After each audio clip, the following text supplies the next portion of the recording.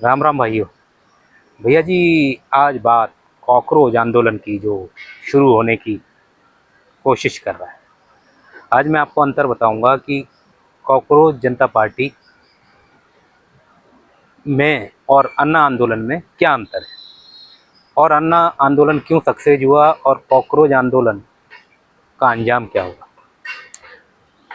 5 अंतर बताऊंगा मैं। 5। पहला, अन्ना हजारे।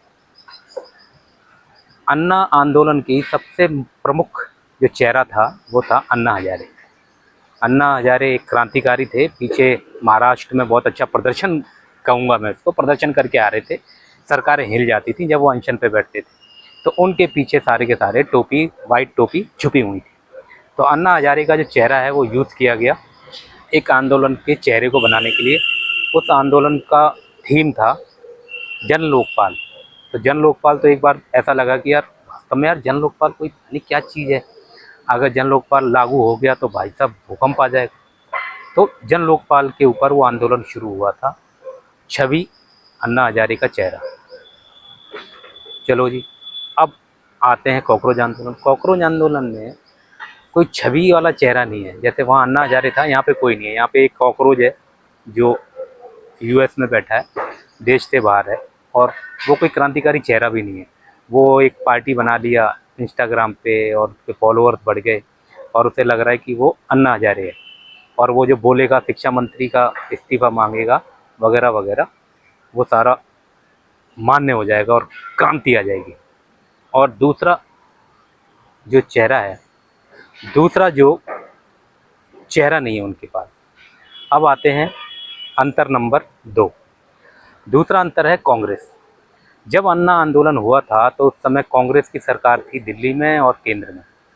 कांग्रेस और सोनिया गांधी सरकार ने बहुत ही हल्के में ले लिया अन्ना आंदोलन को कि यार क्या है ये, कुछ भी नहीं होगा।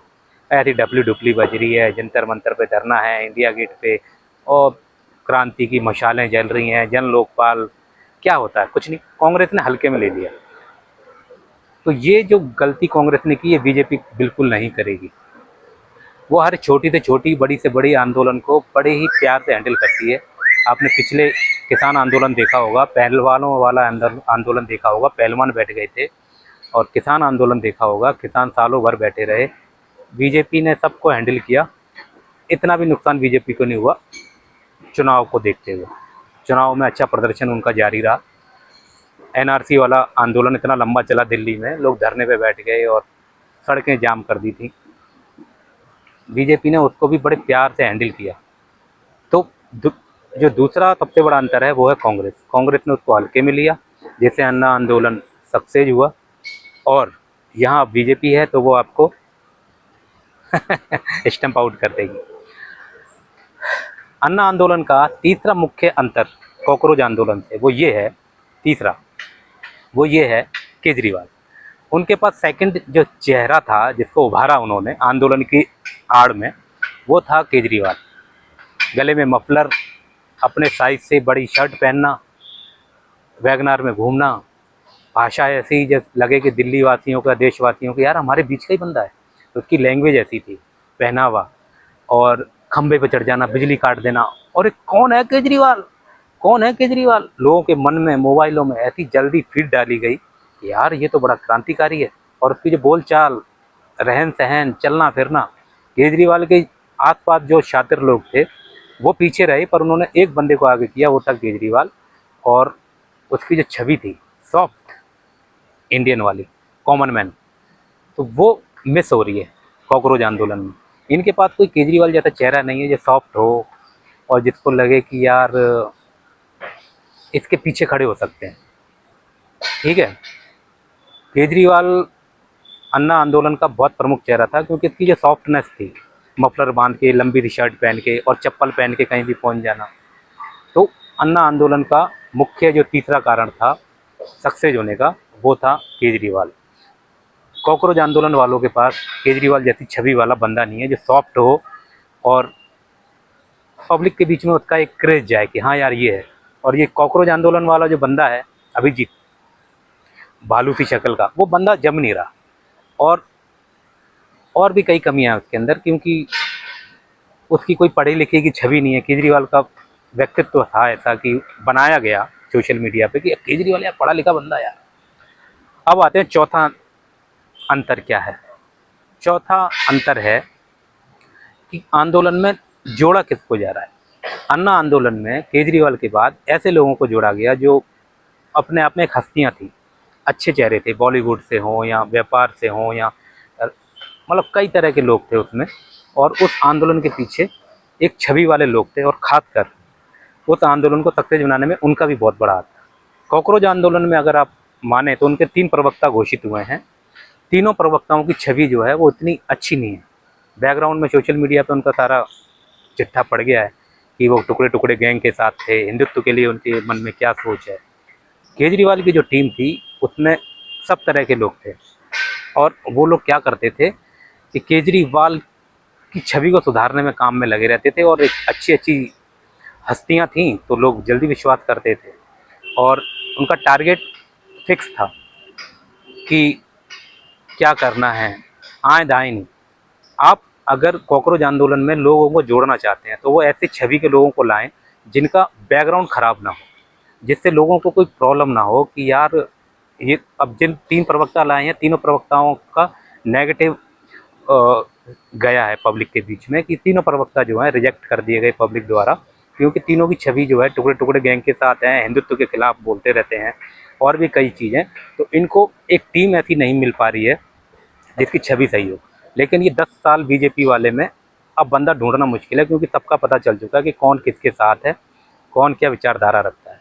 क्योंकि कोई लेह लद्दाख से कह रहा है मैं आऊँगा कॉकरोच बन के, रेंगता हुआ आऊँगा।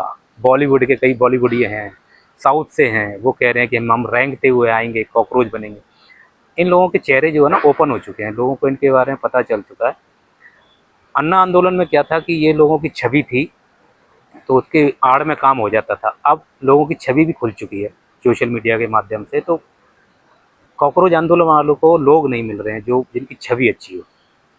अब सबसे महत्वपूर्ण अंतर पांचवा जो सबसे खास है वो ये है कि दिल्ली में जो दिल्ली पुलिस है वो कांग्रेस के अंडर में थी या फिर बाकी के जो आंदोलन हुए जो आम आदमी पार्टी के सरकार के दौरान हुए, किसान आंदोलन या पहलवान वाला आंदोलन या एनआरसी वाला, उसमें राज्य सरकार का बहुत सपोर्ट था आंदोलन को जगह देना, परमिशन देना।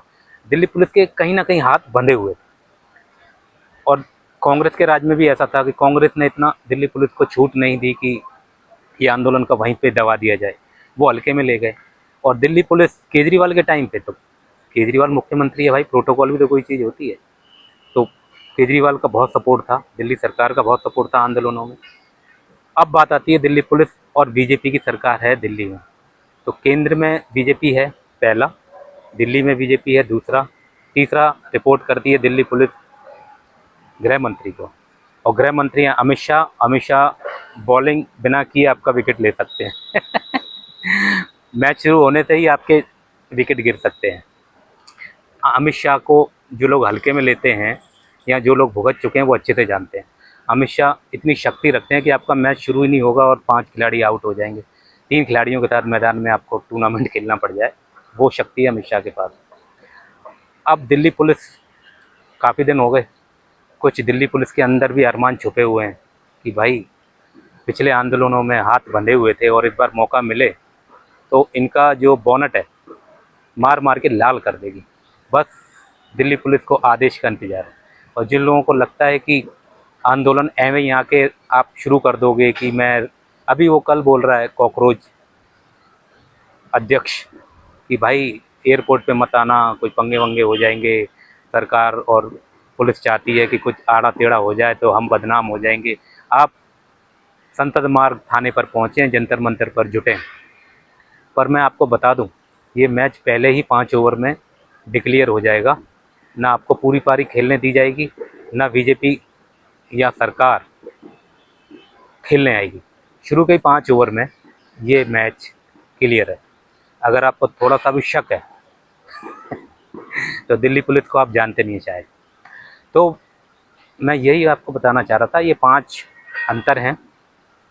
पहला अन्ना हजारे, दूसरा पहला अन्ना हजारे, दूसरा था कि कांग्रेस का ढीला रवैया, तीसरा था केजरीवाल का सॉफ्ट मफलर वाला लुक, चौथा था आपने टीम में लोग कैसे जोड़े हैं, पांचवा था दिल्ली पुलिस। तो देखते हैं भाई, आज 5 तारीख हो गई है, 6 तारीख भी कल आ जाएगी। देखते हैं कितने कॉकरोच निकलते हैं और कितनों को कुचल दिया जाता है। बाकी मैं तो यही कहूँगा, जो मैंने कल एक रील में देखा था कि कॉकरोच जो है उसकी गर्दन भी कट जाए, टूट जाए, तब भी जिंदा रहता है। अब लोगों ने बोला क्यों? क्योंकि कॉकरोच में ना दिमाग नहीं होता है। ये बात फैक्ट है, कॉकरोच में दिमाग नहीं होता है। उसे पता ही नहीं कि मुंडी कट गई, कुछ देर तक जिंदा रहता है, हाथ पाँव फड़फड़ाते रहता है। और ये वाला मौका इन कॉकरोचों को मिलेगा नहीं। बाकी देखते हैं। जय हिंद।